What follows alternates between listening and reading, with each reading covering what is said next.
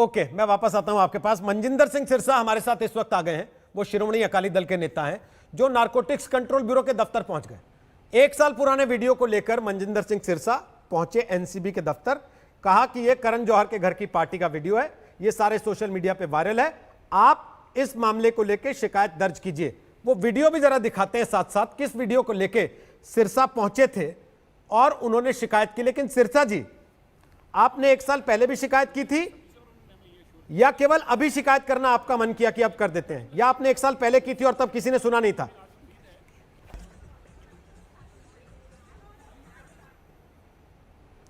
रोहित जी, मैंने 1 साल पहले शिकायत की थी और लगातार उस शिकायत को फॉलो भी किया।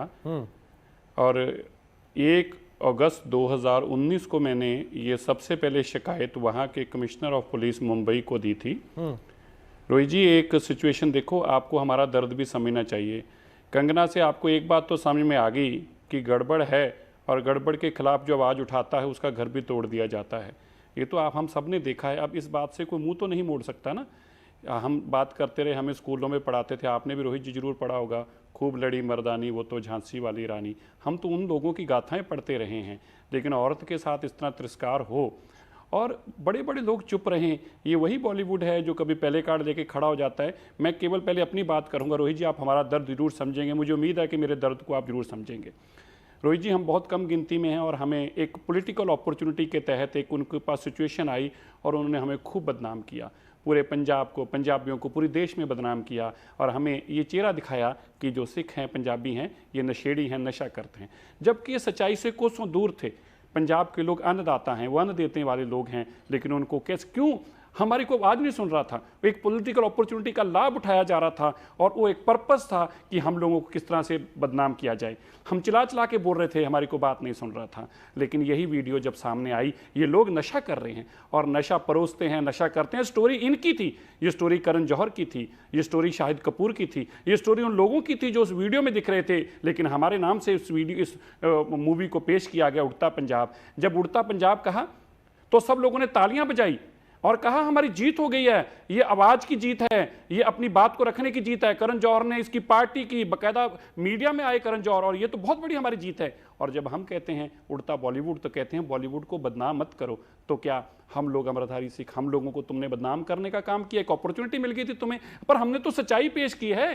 वो वीडियो अपने मुंह से चिल्ला चिल्ला के बोल रही है। और आप देखिए वो रोहित वो धवन क्या बोलते हैं उसमें, वो कहते हैं 4-5 बार इस वीडियो को बनाने की कोशिश की, लेकिन वीडियो बन नहीं पा रही थी। अब पूछिए क्यों नहीं बन पा रही थी वीडियो?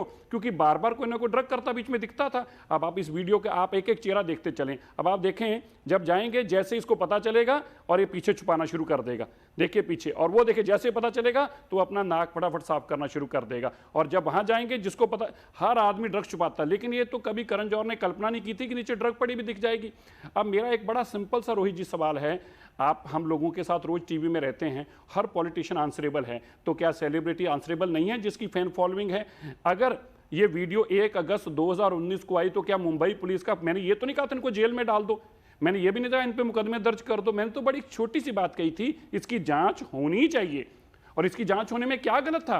क्या आज आप लोग, आप कंगना के ऊपर कहा जा रहा है कि कंगना के बारे में एक स्टार ने फलाने साल में कहा था, देखा नहीं, वीडियो नहीं, एविडेंस कहा था, इसलिए उसकी ड्रग्स में उसकी जांच होगी। लेकिन हमने तो भाई प्रूफ दिया है। जब मुंबई पुलिस ने नहीं सुनी, मैंने उसको रिपीटेड उनको रिमाइंडर भेजे, फिर मैंने डीजीपी महाराष्ट्र को रिमाइंडर भेजे, जब किसी ने नहीं सुनी। और आप बता दीजिए रोहित जी, अगर ये बात तब हम कहते थे तो आप मानते नहीं थे, लेकिन अब तो ये सब कुछ रिया चक्रवर्ती के बाद सामने आ गया। अगर आप कल्पना करके देखिए, एक सिचुएशन देखिए रोहित जी, प्रेज्यूमिंगली अगर ये राजपूत का केस ना खुला होता तो क्या ये ड्रग्स का नेक्सस सामने आता? कभी ना आता। तो इसी तरह ये भी नेक्सस सामने आएगा जब करण जौहर की पार्टी की चर्चा निकलेगी, जब इसकी जांच होगी तो बहुत बड़ा नेक्सस सामने आएगा। लेकिन इसकी जांच क्यों नहीं करी जा रही, इसकी जांच को क्यों रोका जा रहा है? मैं इसलिए नारकोटिक्स कंट्रोल ब्यूरो के पास जाने को मजबूर हुआ। एनसीबी ने क्या कहा? आप इसकी जांच कर रहे हैं, जांच करेंगे या नहीं करेंगे? इसकी भी बहुत बड़ी लीड है। इसको एनसीबी के चीफ श्री राकेश, बिल्कुल कहा, श्री राकेश अस्थाना जी ने मुझे आश्वासन दिया कि आपकी कंप्लेंट के ऊपर बिल्कुल कार्रवाई होगी और टाइम लग सकता है, लेकिन हम इस गंदगी को खत्म करना चाहते हैं और मैं समझता हूं उनके आश्वासन की जरूरत भी नहीं है। एज इंस्टीट्यूशन, वो एक बहुत बड़ा इंस्टीट्यूशन है जिसका काम इस गंदगी को खत्म करना है। ये ड्यूटी बाउंड है, कॉन्स्टिट्यूशन ने उनके हाथ बांधे हैं कि आपको ये कार्रवाई करनी और उनको ये कार्रवाई करनी चाहिए। लेकिन हाँ, कार्रवाई मुंबई में कोई नहीं होने देगा। महाराष्ट्र के साथ आप देख सकते हैं कि मुंबई पुलिस ने उस पर क्यों कार्रवाई नहीं की। एक इलेक्टेड रिप्रेजेंटेटिव ने अगर आपको रिप्रेजेंटेशन दी है तो कम से कम मुझे बुला के पूछ लिया होता। और मैं रोहित जी एक बात आपकी जानकारी में और डालना चाहता हूं, आप हैरान हो जाएंगे। इसके अलावा मेरी और कंप्लेंट्स हैं, किसी सिख इशू को लेकर या किसी और को है, मैं सोशल सेक्टर लगता रहता हूं। मुझे मुंबई पुलिस की लगातार मेल आती है बाकी केसेस में, लेकिन इसके अंदर उन्होंने कभी भी ना मेरे से कोई पूछा ना मुझे बताया। मेरी रिपीटेड रिमाइंडर के बावजूद महाराष्ट्र पुलिस, मुंबई पुलिस ने एक बार भी उसके ऊपर कार्रवाई करनी ठीक नहीं समझी। और अगर कंगना रनौत ने बोल दिया तो फिर आपने देख ही लिया क्या होता है। क्या लेकिन कम आपको से कम हम लगता लोगों को है ये तो कि सोचना बॉलीवुड चाहिए, में एक औरत के साथ अगर इस तरह कुछ तिरस्कार लोग किया जा रहा है, ड्रग्स यूज करते हैं या ड्रग्स पेडलिंग का हिस्सा हैं, तो उनके ऊपर मुंबई पुलिस का कवर है, मुंबई पुलिस उनको बचाती है, क्योंकि आपकी शिकायत पर 1 साल में कोई कार्रवाई नहीं हुई। मैं बस रोहित जी, मैं नहीं कह रहा, हालात बता रहे हैं, मेरे को कहने की जरूरत नहीं है। आप एक लेमैन की तरह अपने टीवी पे अभी एक सर्वे चला दीजिए और पूछिए कि क्या मुंबई पुलिस अगर 1 साल एक कार्रवाई ना करे, कार्रवाई किसकी है? एक सिटिंग एमएलए आपको रिप्रेजेंट कर रहा है, वो बात कर रहा है। और ऐसा नहीं है कि हम चलते फिरते आदमी हैं। हमने आज तक जो भी देश के अंदर या पाकिस्तान के खिलाफ भी मुद्दा उठाया तो वो भी सरकार ने चिंता की, हमारी बात की। और ऐसा नहीं है कि हमने कोई ऐसे सड़क पे ऐसे लोग नटंकी करने वाले लोग हैं। आखिर हम एक क्रेडिबल लोग हैं और हमने जो भी आज तक बात की है वो तथ्यों के साथ की और उसको निष्काम तक पहुंचाया है। और मैं चुप नहीं रहने वाला, मैं मुंबई कोर्ट में भी जाऊंगा। आपकी बातों में खुद एक चीज आई, आपने कहा इन्होंने उड़ता पंजाब फिल्म बनाई, आपको बुरा लगा, जबकि आप इस बात को जानते हैं कि पंजाब में ड्रग का मैनेस है। आप लोगों के जितने नेता पंजाब में चुनाव लड़ते हैं उनके मैनिफेस्टोज में, पार्टियों के मैनिफेस्टोज में यह वादा होता है कि हम पंजाब को नशे से मुक्ति दिलाएंगे, लेकिन उसके बाद भी उन्होंने उड़ता पंजाब बनाई तो आपको बुरा लगा। ऐसे ही आप उनको उड़ता बॉलीवुड कहेंगे तो उनको भी बुरा लगेगा ना, ये जानने के बावजूद। Yes, there are black sheeps, कुछ ऐसे लोग होंगे अंदर जो ये करते होंगे। वो ये कह रहे हैं सारे बॉलीवुड को क्यों बदनाम कर रहे हैं आप?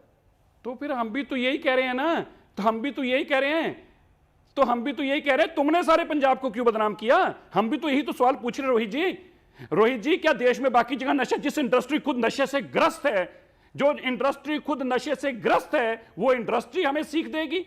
मैं कह रहा हूं, ये तो पंजाब के अंदर, क्या देश के अंदर नशा अगर है तो नशा खत्म करना सरकार उसके लिए आज जोड़ लगा रही है। और खाली एक सरकार नहीं, देश की हर सरकार लगाती है। इसमें कहने की जरूरत नहीं कि कौन सी पार्टी, हर पार्टी अपनी तरफ से कोशिश करती है। यह भी कहना गलत होगा कि कोई एक पार्टी करती है एक नहीं करती। पर मेरा यह कहना है, आपको एक पॉलिटिकल सिचुएशन मिली, अपॉर्चुनिटी मिली और आपने उसके अंदर से उसको मिल्क आउट किया, उसके अंदर से पैसे बनाने का काम किया। जबकि शाहिद कपूर जैसे लोग खुद नशेड़ी हैं, करण जौहर जैसे लोग खुद नशेड़ी हैं, और जो इस वीडियो में दिख रहे हैं, माफ करना मैं किसी बहन और बेटी के बारे में बोलना ठीक नहीं समझता, इसलिए मैं नहीं बोल रहा नाम किसी का, लेकिन कौन कौन लोग नशेड़ी हैं इसकी जांच होनी क्या गलत है? और अगर ये जांच होगी तो मैं दावे से कह सकता हूं, अगर इनमें से एक भी बिना नशे के मिल जाएगा, मैं भी अपनी सारी सियासत का छोड़ दूंगा और मैं माफी जनतक तौर पर मांगूंगा अगर इनमें से एक भी बिना नशे के दिख जाए, एक भी। ठीक, ये नशेड़ी हैं, नशा कर रहे हैं और जमकर नशा करते हैं और उसके बाद आंखें भी निकाल के हमें डराते हैं। ये डराते भी हैं, धमकाते भी हैं और नशा भी करते हैं। क्या इसको बर्दाश्त करें? हमारे बच्चों को क्या परोसा जा रहा है?